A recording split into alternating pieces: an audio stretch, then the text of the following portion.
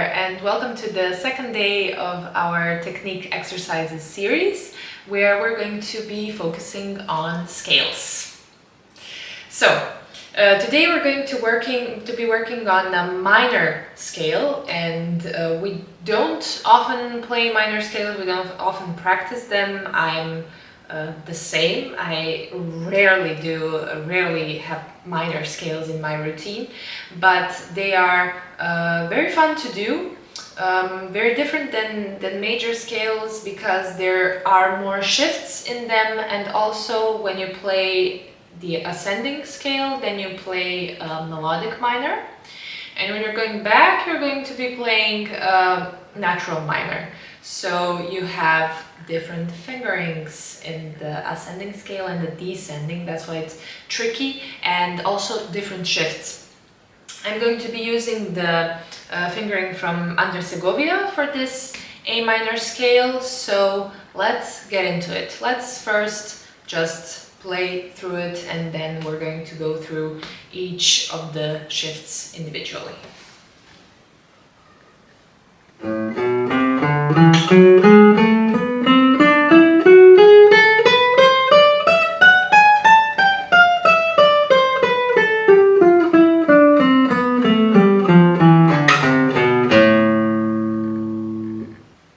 Let's break it down. We start in the 5th position, playing the A, 1, 3, 4, then we go to the 5th string, 1, 3, and now it's already time to change positions. So we jump to the 9th position, 1, 3, 4, 4th string, 1, 2, 4, 3rd string, 1, 3, 2nd string, 1, 1. So we change position, we're now in the 10th. 3, 4, 1st string, 1, 3, and again we have to change positions.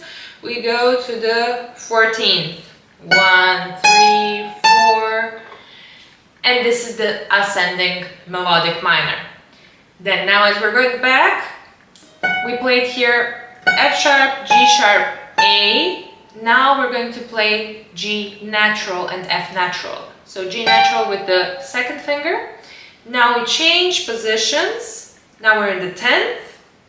4, 3, 1, 2nd string. 4, 3, 1, 3rd string. 3, 1. We change positions again. 7th position. 3, 1, 4th string. 4, 3, 1, 5th string. 4, 2, 1, 6th, 4. Change positions to the 5th. 4, 3, 1. And there we have it, the whole scale. So let's just count how many position shifts we have. This is the first one. This is the second one, but it's minor, because we just go with the 1st finger. 3rd.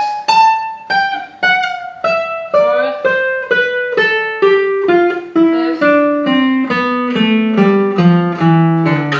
6th. If I counted correctly, we have 6 in total. So that's why it's both tricky and also fun to practice, to get these shifts down, to really have them practiced well.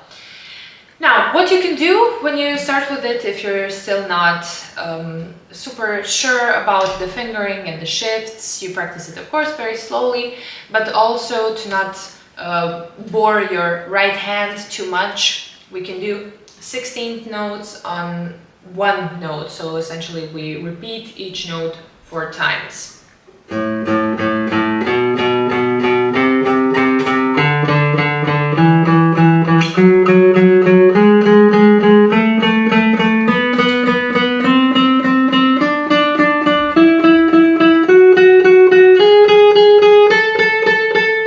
And so on, and that's essentially how your left hand is going to learn the fingering very slowly.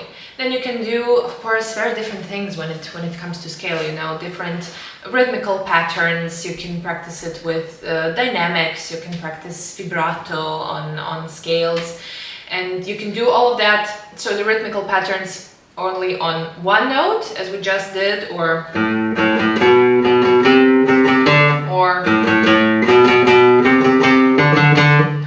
whatever you want, or you can do it playing one note at a time. So for example, doing a dotted rhythm.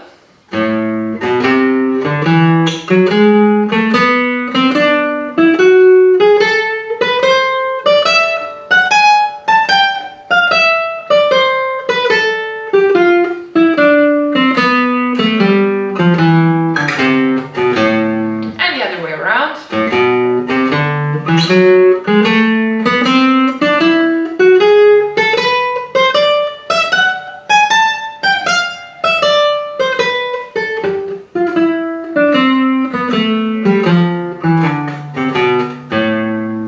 Or practicing another rhythmical pattern, only playing one note at a time.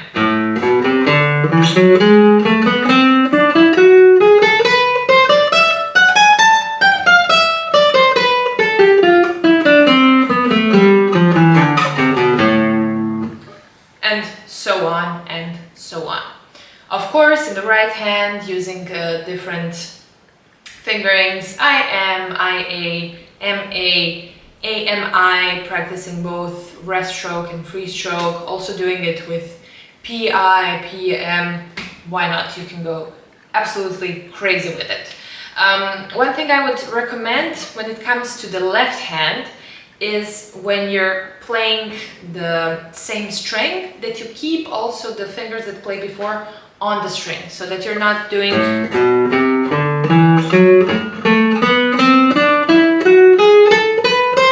playing like this would make it very hard to do a scale like this, or any scale in a faster tempo. So we want to do this, and then when it's time to go to the next string, you then pull off all the other things from the string below.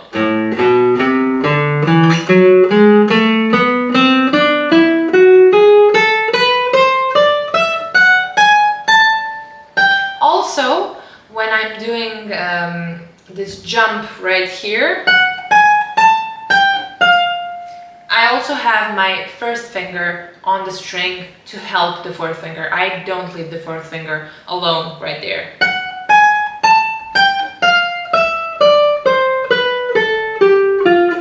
Here also, I don't leave the third finger.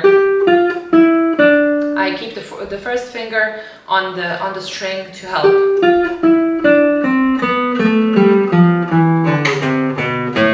Here I don't have the first finger on the string because it was already on the fifth string. That would be kind of awkward, but it's the end of the scale, so it's not that bad, and it's not super big. Right now we've been using, or rather to say I've been using the Segovia fingerings, but try and find your own. See if you can avoid a certain shift, or if you can shift prior to that or later to make it a bit easier for yourself. And if you manage, let us know in the comments what better options you have found. We'll see you in the next one.